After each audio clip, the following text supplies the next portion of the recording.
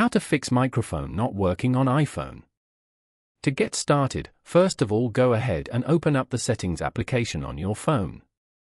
Once you're here, scroll down to the end and tap on Apps. You can view all your phone apps over here. Now, search for or scroll down to find the Snapchat app and tap on it.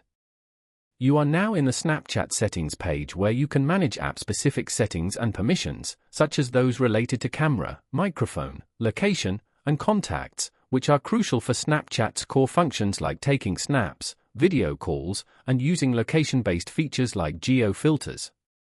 You can also adjust in-app settings directly within Snapchat, including account and privacy controls, notifications, and app appearance.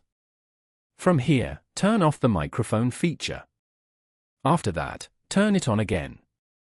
You have now successfully allowed Snapchat to access the microphone. Now, go back and open up the Snapchat application. On this page, press and hold the capture button to record a video. And then, open the Control Center from the top right corner.